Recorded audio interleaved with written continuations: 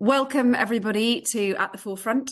For those of you who have joined us previously, this is our series where I have the great pleasure of interviewing and chatting with leaders of some of the incredible charities and social enterprises we've backed. And today is no exception. I'm joined by Matt Parfitt, who is the founder of Grace Enterprises. And I will tell you a little bit more about what they do in a minute. But I just wanted to say thank you for joining us on a very cold Friday afternoon. And to sort of just tease you a little bit, it's been a big week, I think it's fair to say, for Matt. There have been some pretty exciting things going on. So we will talk a bit more about that later. But let's start with the beginning. So Matt is a prolific social entrepreneur.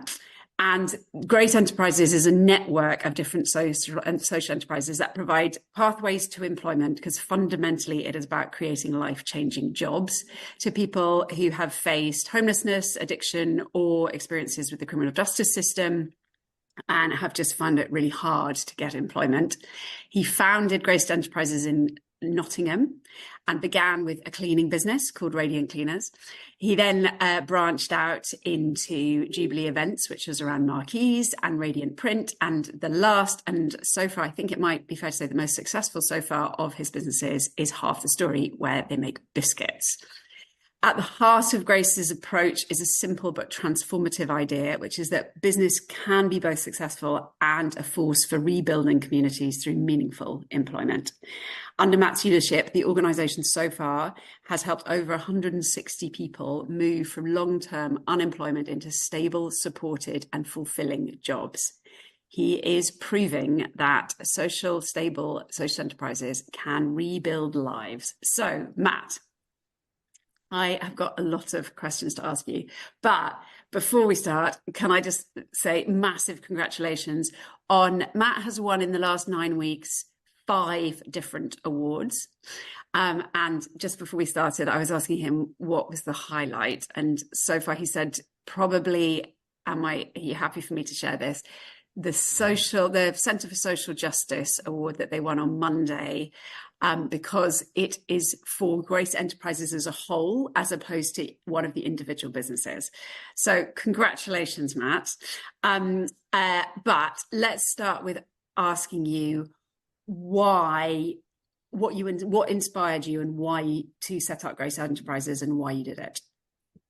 Yeah, sure. But just to get in case I forget to say later, it really is a team effort. So it is definitely not me winning all these awards, but it's amazing to have so many people now that are part of our little team that's purpose driven, and it's great.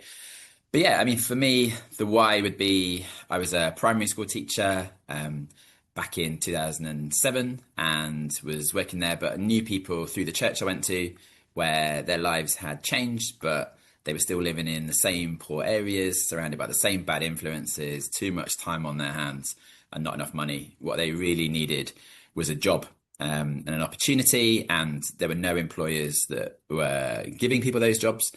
And also, even more than that, helping someone to keep a job, because otherwise you're just treating the symptom. So actually, I felt called that I should do it. So handed my notice in as a teacher. And when I spoke to the head teacher, and this was totally out of the blue, when I spoke to him, it was a case of me saying, I don't know what I'm going to do. And by that, I mean, I don't know how I'm going to do this. But what's going to happen next is I'm going to be an employer. I'm going to employ people with major barriers to work. And so then it was the rest after that, it just becomes, what's the delivery vehicle? Genuinely believing that the best way of doing this would be if we can do something that people will pay for and make a profit in it, then things can scale and grow and ultimately can employ whoever I want. If it was going to be, which it isn't and never has been, never will be, government funded or this, that or the other, then all of a sudden I'm going to have to do what someone else wants us to do. What happens if after 6 months someone's not ready to move on, you have to kick them out for someone else? So I've always believed that business would be the driver, and then the charitable bit will be the wraparound. And what of your personal experiences where, I mean, I know that you were working in a primary school in a pretty tough area in the Midlands. What was it about the things that you were seeing that really affected your drive, basically, in your vision? Yeah, I mean, I think there, my wife was in healthcare as a GP and I was a teacher. So, but medicine is really important. Education is really important. But ultimately, people were like in broken and missing community, I would say, poverty of relationship as much as anything else. And so, how are we going to spend time with people? And I was already spending time with people on a Saturday and a Sunday and a Wednesday and a Thursday who I knew through church, for example. And this is before we had children. And I thought, I still don't have enough time. I spend more time than this at work, though. So to me, it's pretty logical. There's only two things can happen. One is they come to work with me, which is never going to happen because I'm talking about people that would not be allowed anywhere near a school. And therefore, it's the other way around. I'm going to have to go to work with them. Well, they haven't got a job. Okay, well, I'll have to start something. And that's how we've done it. I mean, it'd be wrong of me not to say, like, for me, this is a faith-based thing. So actually, I felt like God called me on a Saturday afternoon. And so I handed him a notice in on a Monday morning. And this is 18 years ago. So, I mean, we could talk about that till the cows come home. But yeah, I genuinely feel like this is me trying to like live out my faith, make a difference, and do it in some really challenging communities to say you are loved, you're inherently valuable, you're made in the image of God. Now we're going to pay you the real living wage. Let's see what we can do. Your businesses are working across some very different areas. I mean, biscuit making is very different from cleaning. It's very different from events. How do you decide which industries to start out in? And yeah, I mean, to have managed to set up one successful social enterprise is impressive, but you've now done it with four. What's your secret, would you say, from that perspective?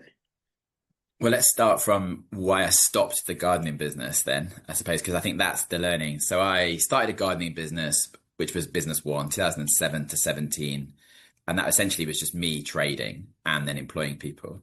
But so it grew and it grew and it was great in some ways. So landscaping, it went from maintenance to sort of landscaping, decking, driveways, patios and all that kind of stuff. But ultimately it was still only employing physically fit people. It was hard days digging, was never going to employ a single parent. It was like trying to get square pegs in round holes at times because I was there as people's only option. And it was too centered on me. So of course I was the reason why people had a job.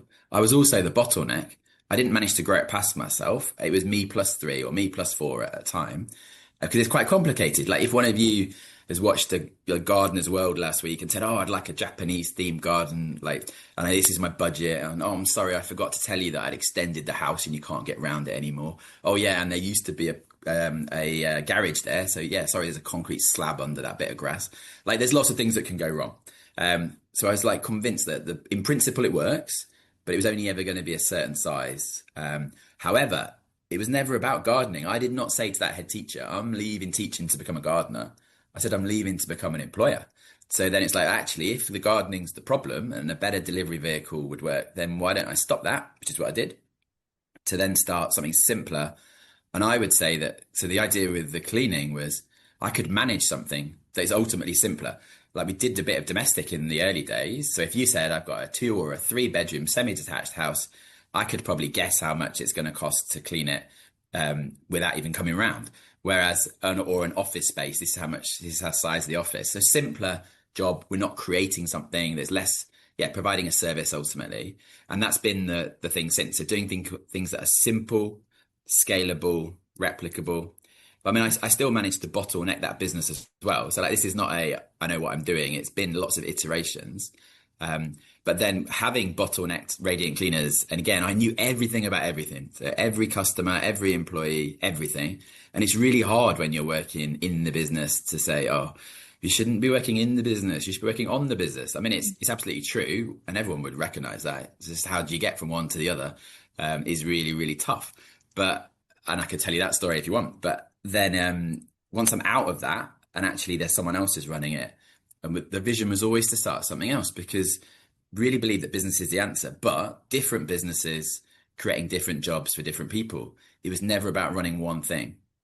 So therefore, when we're going to start the next thing after cleaning, which was is Jubilee events, and as you say, like marquee hire and weddings and corporate events and stuff, then it was multiple different factors. So but really it comes down to finding the right leader. And this has been repeated the next time, because if I haven't got the time or the skill set to be number one leader and run it forever, and And if you keep in mind, I genuinely believe we're going to do 7 different businesses. And that doesn't mean I'm saying I'm going to do 7 different businesses. It's we're going to do 7. So therefore, it was never the plan that I'd be managing director of everything. How could you possibly be doing right by all those things? So it was find the right leader. Obviously, there needs to be a bit of a gap in the market somewhere. There needs to be something that you can do, product or service someone's gonna buy, but ultimately leading through others now. And so actually, I'll start this business with you. I'll be as close to you as you want for as long as you need. But I've never done an email about Jubilee events. I've never done a site visit. I've never done a quote, for example. So I never had to replace myself because I was just I suppose I was just a close helper. And in real terms, that meant I put up half the marquees with Roger, who is the main man for Jubilee events. I did about half in the first year, but I think I only put up 1 the second year and then none the next year because it didn't really need me. And that's what we've then done. And I have never baked a biscuit. And I don't say that in a way as I'm too important to bake biscuits. I mean it as we've chosen something really simple. So it doesn't need me, because if it needed me, I'd become a limit. But if it doesn't need me and doesn't need anyone in particular, sky's the limit. And that's the way we look at things now. And with the model that you have with Grace Enterprises as being the kind of overarching umbrella for it, why is that so important for you that you have that structure? Yeah, I think 2 headline reasons would be to do with like the holistic support, but also probably the funding model. So picking on the first one, we would say that the reason we say these are life-changing jobs, and not just jobs, because providing jobs for people who've been in prison and homeless and all these barriers, that's hard. But the really life-changing bit is actually the holistic support. So my wife, Sam, gave up her career in medicine. So she's a former GP. She would be meeting with people, and now it's a team, but her and her team meeting with people every few months and doing sort of regular reviews, but meeting with, so that's everyone, but meeting with people as and when, far more regularly than that when people need it. It's that merging of HR and operations and sort of employee well-being. And if you bear in mind, we're employing some of the people who are the hardest to employ that ultimately no one else will employ. So that's a tricky bit. That keeping someone in a job is harder than giving them a job. My role is like grow the business, make some jobs available. Great, I can give someone a job. But actually keeping someone in a job is much harder, and that's Sam and her team. And so some of that funding comes from effectively charitable funding. So why have a charitable umbrella? Well, it means that there will be so many grant makers out there and philanthropists that were going to give their money away. They're going to give it to a charity.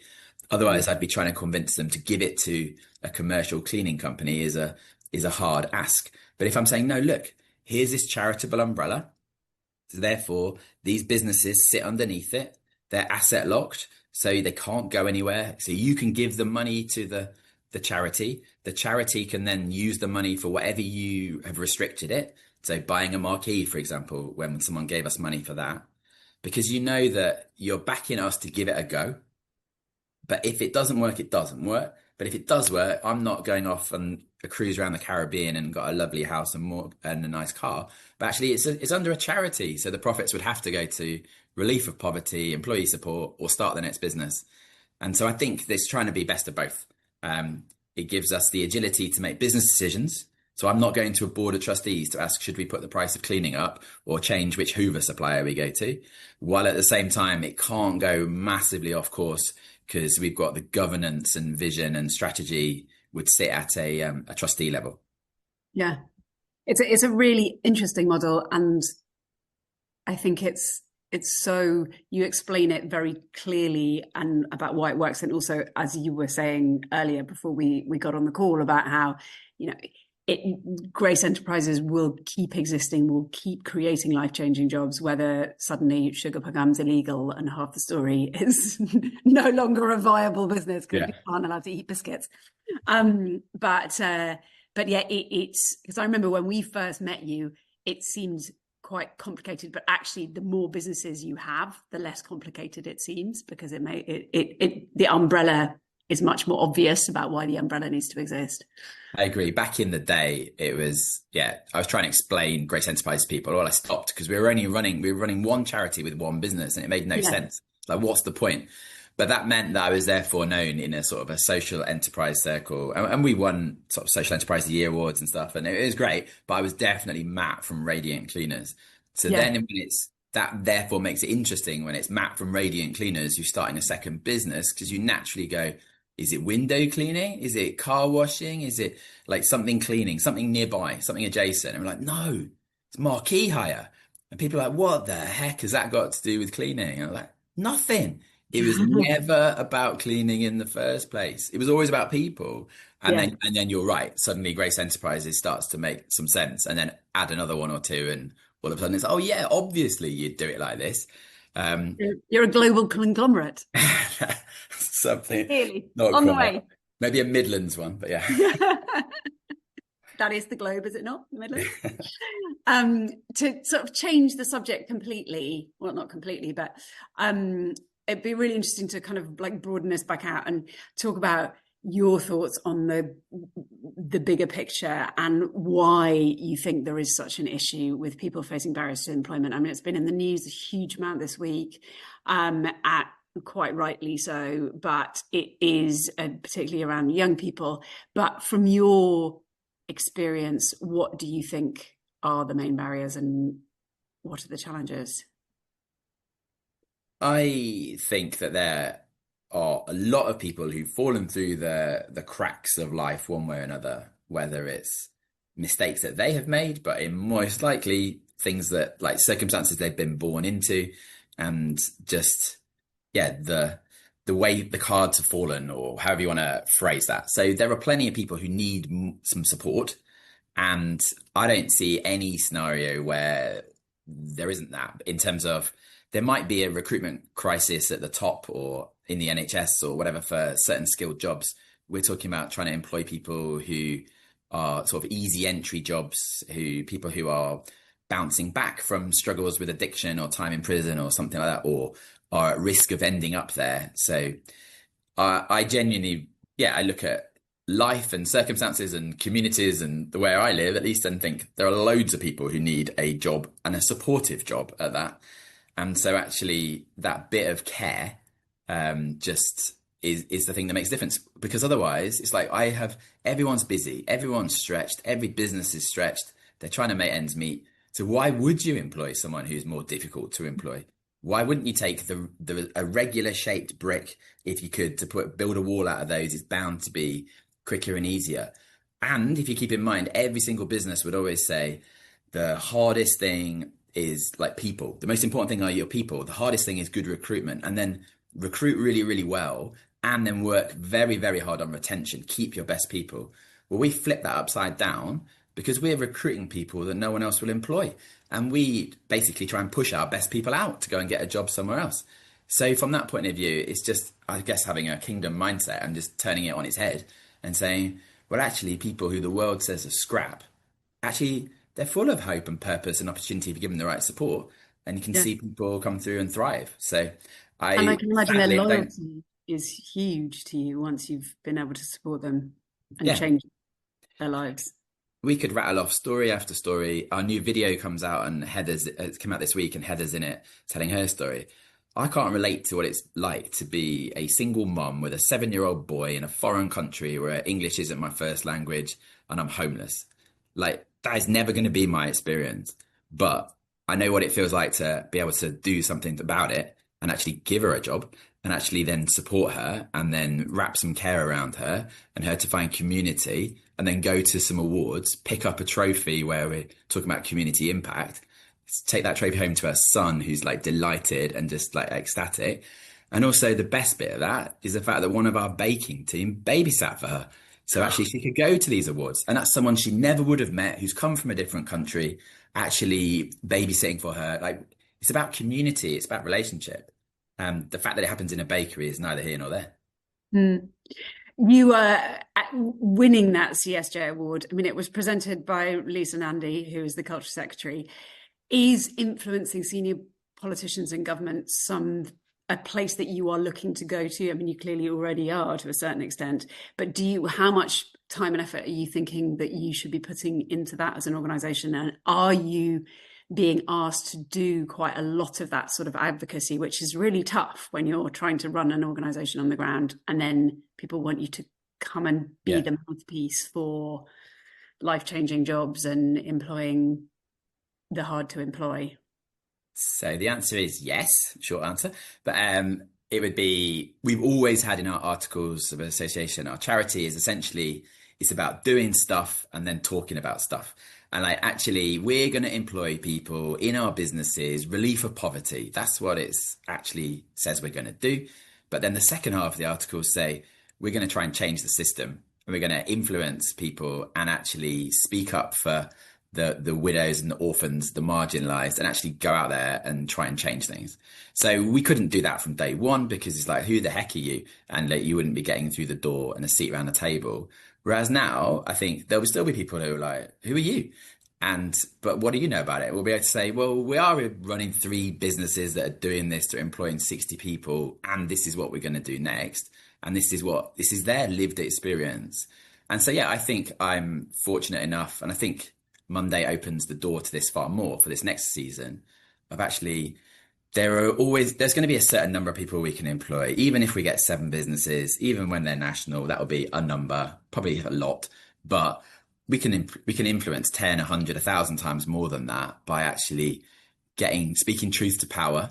I mean, that's why I was on GB News on Tuesday. Like, that's not my natural news channel, but they need to hear some good news as well. So actually, and then talking to various politicians yesterday at the East Midlands Railway thing, would you like to come and speak to the DWP and tell them what you're doing? It's like, yeah, because actually there's so many systemic problems I'd love to see changed. I don't think it's that difficult.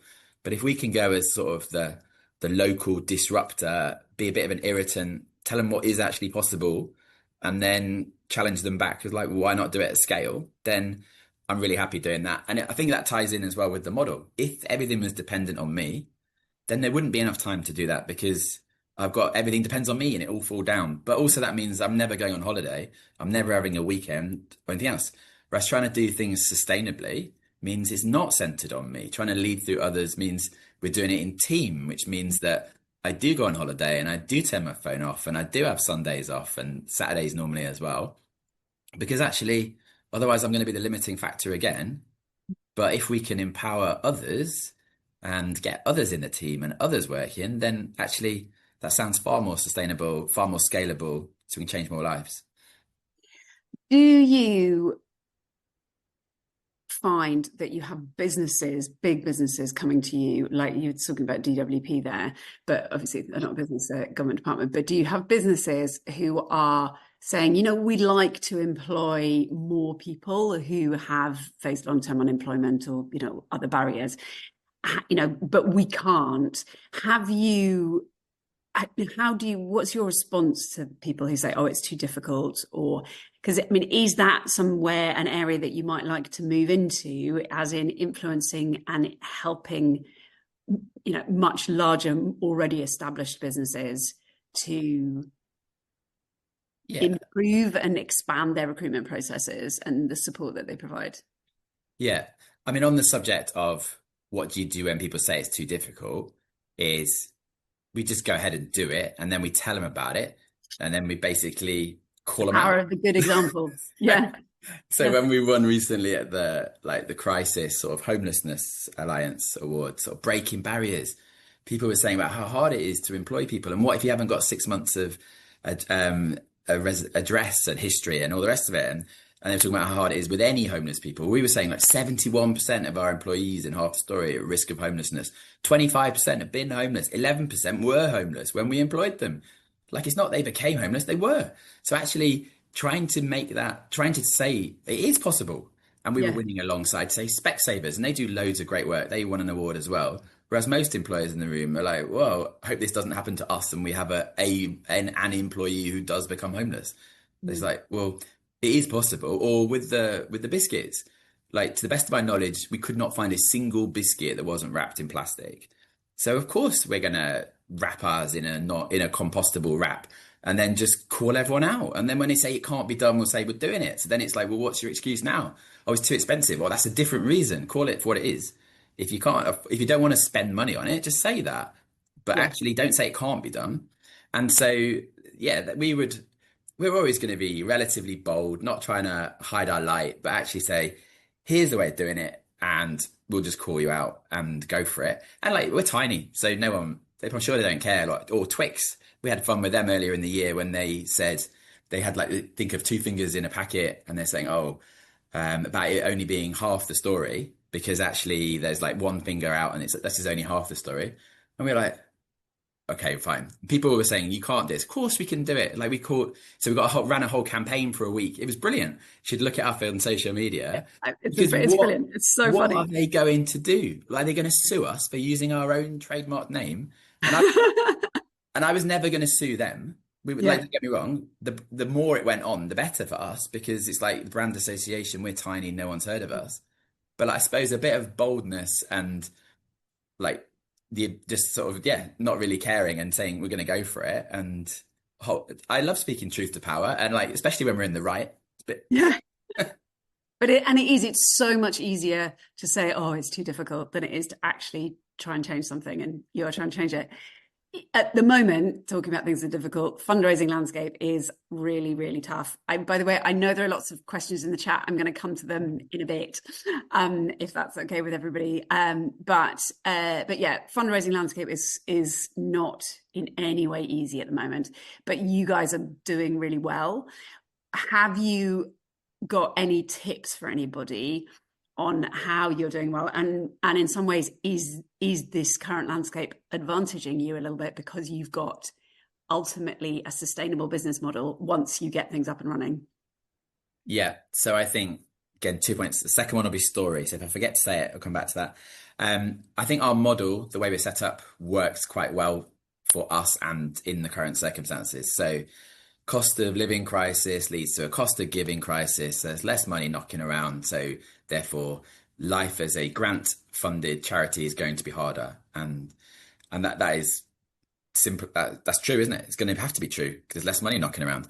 However, if that means that then people are asking the question of like sustainability, how are you going to, if we gave you this money for 3 years, how are you going to be sustainable afterwards? And therefore, people are trying to think, how can we be more sustainable? How can we diversify our income streams? How can we be more enterprising? Well, that is what we do. Like, we're saying, we're going to give us this seed funding is how we'd phrase it. Could you help us to start something that otherwise might not exist? Or can you help us to go further, faster? Like, we're never going to make much money from a cleaning company, for example. Low margin industry. We're paying more than the going rate and sick pay and holiday pay. So basically, we're never going to make any money. But we don't need to make any money because someone gave us the money for business two because they liked the impact of business one, not the profit margin. You can find some cleaning company making more money than us. Nobody cares. It's like, this is the impact. It's not about cleaning. Here's a marquee, go for it. And so that's what we did. The same with starting the biscuit business. So I don't want to give the impression we start a business, make a fortune, start a second one from profits. But I think there are enough philanthropists and others out there who like love what you're doing. Could you, if we helped you in some way, could you do more of what you're doing, or could you start something else? To which the answer is yes, and they'll be inherently sustainable because we're going to sell stuff, either a service or a product. So it's not we're going to do this thing and give out loads of stuff all year. We can produce some amazing impact report and tell you how we spent your money. Could you give us some more money next year? And we'll do more amazing stuff. And I'm not trying to knock the charity model because there are loads of contexts where that is the only thing that's appropriate. But I'd argue quite strongly for anyone who's anywhere near something that can sell their services, sell what they're doing for money, create value. That is what sustainability is. Like, that's how it's built in. So that's the way I think. That's the way I think it goes with that, and therefore philanthropists seed funding us to do stuff that can trade. We found pretty straightforward and help us to do more of that. And then the other thing, that may or may not be appropriate to your individual situations, but the other one would be story. I mean, we've called our biscuit business Half the Story. We went through lots of different names that would have included the word biscuit in it somewhere, but actually we end up on something that is because we kept saying, oh yeah, the biscuits taste great. but that's only half the story. The real reason, etc., etc. Like people aren't buying our biscuits because of the biscuits. They're just not. But they do. That's not me saying they taste rubbish. They actually taste great. But it's like that's I the can vouch for that. They taste yeah. delicious. It's like I think they have to. Social enterprise is not another way of saying it's all a bit naff, and it really annoys me when there are sort of enterprises that aren't. They're just like they're really lovely people with a really passionate about their cause, but they're just doing something second rate. So we would have excellence as our number one value across all of our businesses. Like no one wants to get married in a moldy marquee or one that might fall over. Like we're going to do excellent marquees, but the real reason why you're going to choose us is that your wedding's going to leave a positive legacy. And let's be honest, we can employ some sex offenders to work in a field and put a marquee up. And you like the idea of second chances. These are not people we're going to ask to serve canapes at your wedding, but you don't mind that they'll put the marquee up on a Thursday and take it down on a Monday when you're on honeymoon. It's like, great, I can do something positive at arm's length. Great, why wouldn't I? And so actually that kind of approach has been what's worked for us. But yes, telling the story. So actually, we're going to say the biscuit's only half the story, the other half, and we would lead with, and you'll see it if you watch our video, like here's Heather in this case, or here's Kat, a Ukrainian refugee, or here's, and like the list goes on and on and on, like 100 stories of people whose lives have been transformed one way or another. And there are lots of stories we can't tell, as in here's a survivor of modern slavery is never going to be a story that makes it onto social media. But that's sometimes where we can see the biggest change. But that storytelling then becomes a double-edged sword because we've obviously got to honor people and respect them and not and like get the right story in the right tone. But hopefully we try to get it right. I'm going to shift to some of the questions in the chat because we've got a lot of interest in your governance structure, which is not necessarily what I was expecting all the questions to be about. But yeah, we've clearly got a lot of people who are in the business of charity or social enterprise here. So we've got some questions about how the business and the charity aims work together and sit alongside each other, and a question about could you not have just set it up all underneath the charity, why you needed to have the separate entities? Yeah. And I am not going to try and profess to be an expert in everything here at all. One of the joys of doing things in team is having other people who understand other stuff a lot better than I do, and not having to deal with all this stuff. Because as you can imagine, I'm pretty much an activist who wants to go out and make something work, and like the details I'm less bothered about. However, we have to get the details right. There's no point saying we're excellent at marquees, but rubbish at governance and actually sinking. So everything's got to be right. The advice we were given and what seems to be working for us is that as a charity, you'd be able to trade a little bit, but once things reach a certain size, as in, I believe half the story ends up being like millions and millions of pounds, but that's sitting under a charity is really weird when it's actually the charity be loads smaller than it. So like you could start things as a charity and then fledge them. Well, that just seemed like a bit of a waste of time to me because we'd have to end up fledging them anyway. So why don't we back ourselves and we'll start them separately?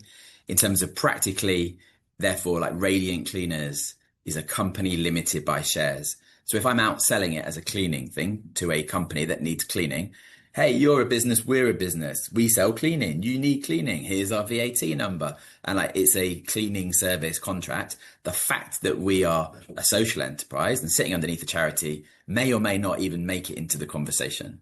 So that's pretty simple.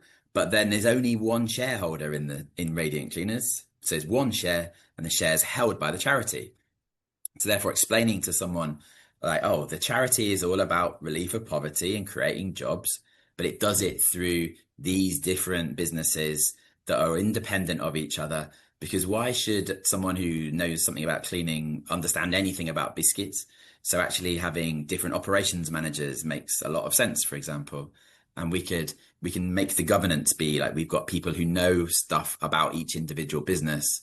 I suppose it helps us to be agile, to try and to be pivot if necessary, to shut a business down without shutting the whole charity down. I mean, we haven't had to do that, but that is in the back of my mind of like, we wouldn't want everything to come crashing down because of circumstances in any individual business, or if COVID came back and there were no marquees, for example, or whatever. Yeah, it's an So that inherently would be part of the reason. robust structure, which is really very clever. we're aiming for robust and like with integrity, and people could look at it and they can be totally transparent. It might take a while to explain, but actually this is what we're doing. And Mm. also to be nimble and agile. So if we do need to pivot and do things, but ultimately the businesses are responsible not for making loads of money, they're responsible for creating jobs. Grace Enterprise is all about jobs. So Grace Enterprise wants jobs. How are you going to fund it? Well, we're going to sell stuff at a business level, and we're going to run the employee support at a charity level. And it does mean there's more governance in that I mean, ultimately I'm responsible for to the charity commission and also to the like company's house. But we found it seems to work for us at the moment. I'm sure there'll be other ways of doing it.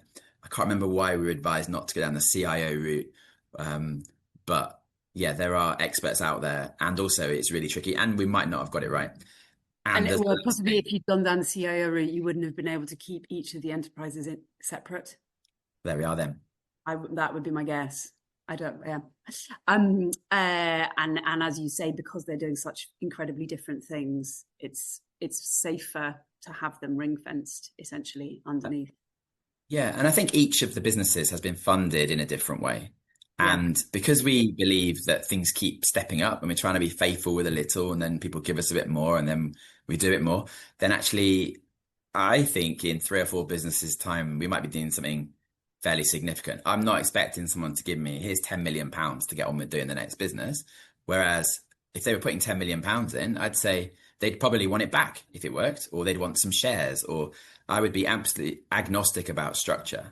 It'd be Mm. what's going to create the most jobs. So the businesses don't have to be like I just described, a company with one share held by the charity. I've got no problem with a philanthropist getting their money back. I'd be asking, if we work with you, will it help us to create more life-changing jobs and different life-changing jobs?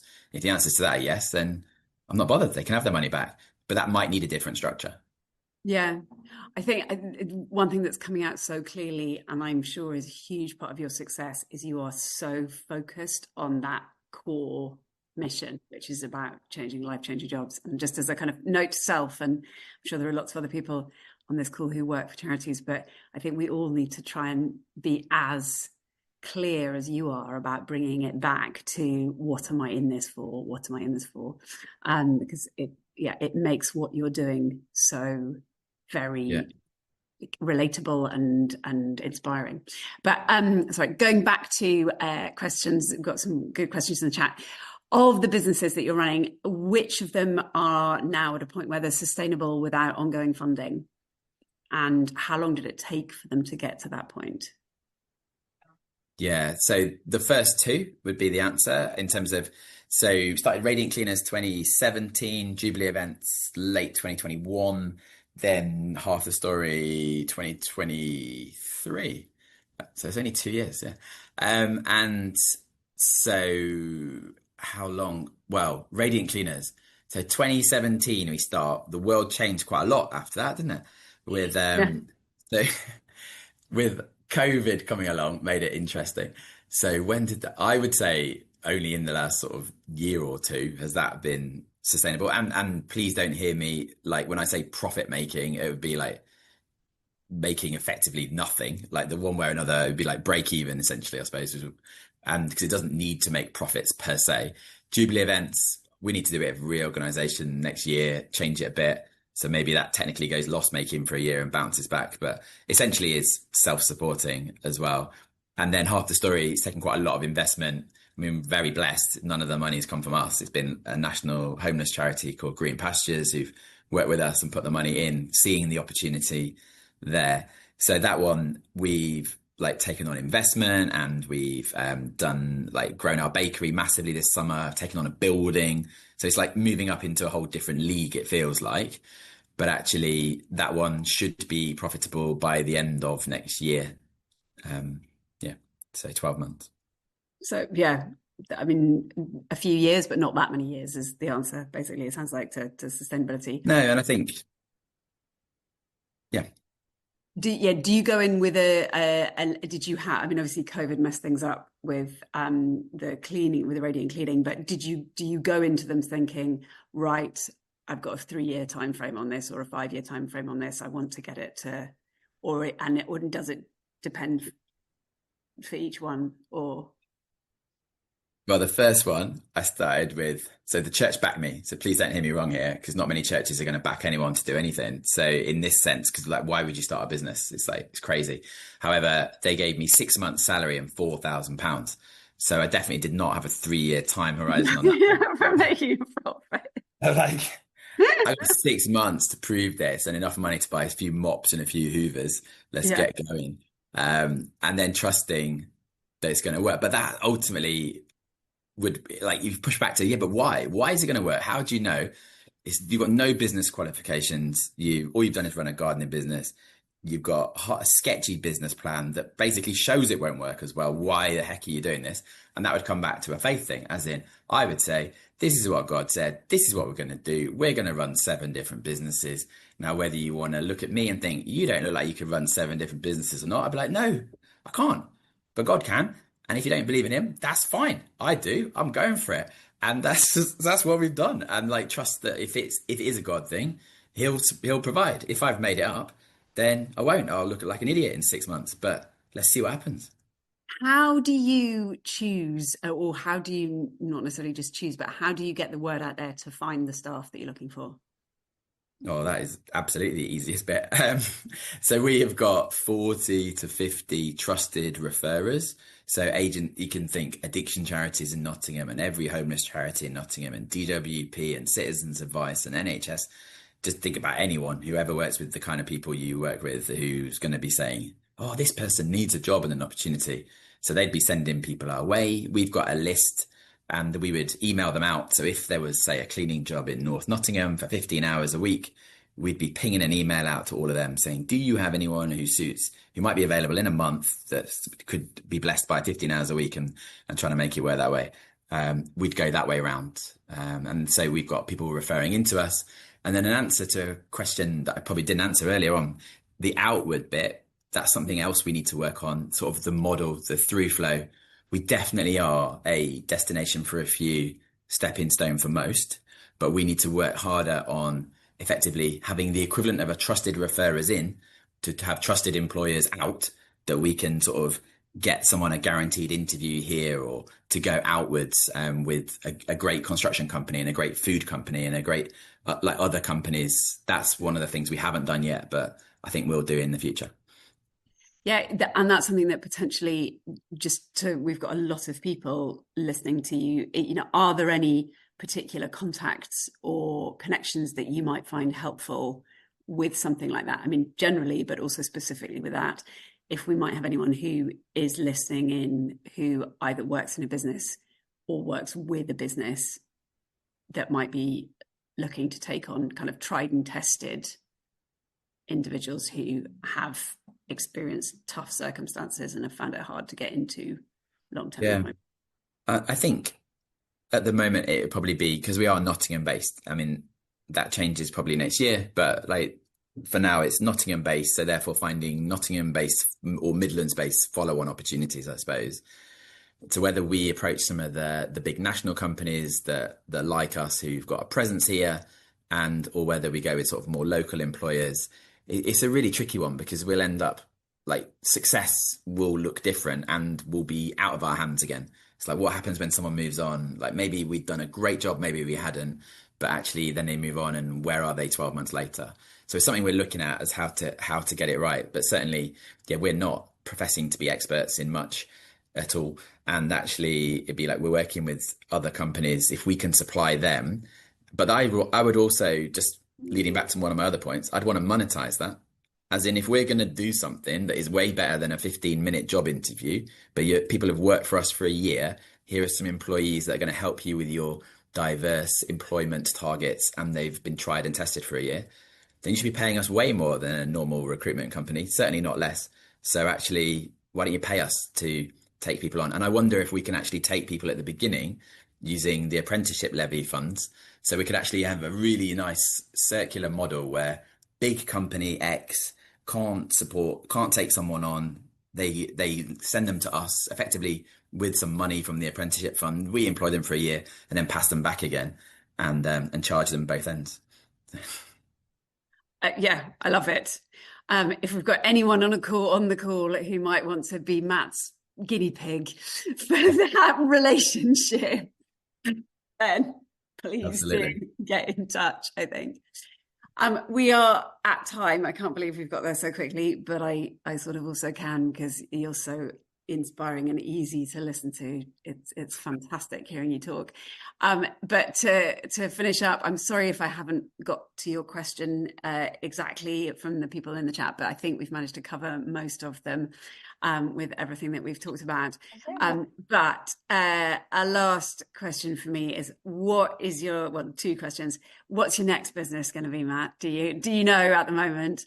And have you got a call to action for people who are on the call, other than do you work in a business based in Nottingham that needs some brilliantly tried and tested employees, and will you pay your apprenticeship levy ever?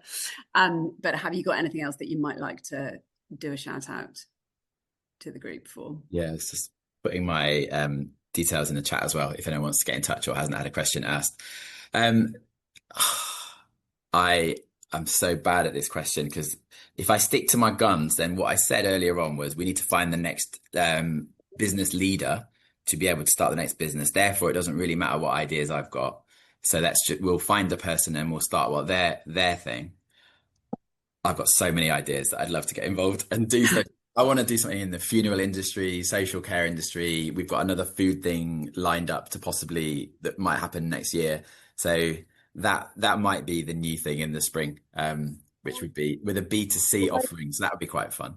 Do something a bit different. On the other side, just turn right. Also, Sylvia, please, could you go on mute? So yeah, potentially something different there.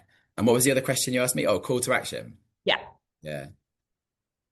I would say, yeah, if you genuinely believe that you're doing something that's valuable, then value it. And it's just because it's valuable to you, well, that's not a reason you shouldn't be doing it. Valuable to someone else, make them pay for it. Now, whether that is trying to make the local government or the national government or whoever it is, but like, don't end up doing something that is amazing. I'm sure it is, but actually giving it away for free and then asking for donations. Like, back yourself, sell it, whether it's a product or a service. Like, if it is valuable, someone will pay for it. If they're going to pay for it, you've got sustainability sort of baked in to whatever degree. And yeah, I believe that the best solutions are found at a local level and in a compassionate, probably therefore charitable way. And something that is done well can be scaled. So make it good, make it excellent, and then sell it. That would be and believing in and ultimately the other half of the story. The other half, what is your other half of the story? I'm sure you're all doing amazing things and I'm sure it's all super needed. But how are you going to tell someone about it? Because there's so much need in the world. What is it? What are the human interest stories that are going to be the reason why they buy that thing from you rather than the cheaper version down the road? And you're going to have to be really proactive in selling that. And then reporting back regularly, saying, this is what you're doing. It's not about biscuits. Here's 8 lives changed, East Midlands Railway. We're going to keep ramming that home to them. You just changed 8 lives with the choice of biscuits so that someone doesn't change the biscuit later on and work out they can save some money. It's not about biscuits. It's about changing lives. Yeah. We have had quite a lot of capital letters in the chat. We'll send you in a very lovely way, as in people capitalizing how fabulous they think that you are. But I think I'm going to give the final words to Michelle. Thank you, Michelle, I don't know if you're still on, from Families Thriving Together, who said her best takeaway is just do it as anything can be done. And I think that really kind of sums you up, Matt, is that you are a fantastically inspiring person you saw a problem and you decided to do something about it. And thank goodness we have people like you in the world. Thank you so much, everybody, for listening in today and for joining us. We will forward the chat to Matt so that anyone who's put in specific messages for him, he will be able to see them. And otherwise, Matt, have a lovely weekend. I'm glad to hear that you're good at taking your weekends and enjoying time with your family, and everyone else. Thanks very much as well. And have a lovely couple of days off. Thank you.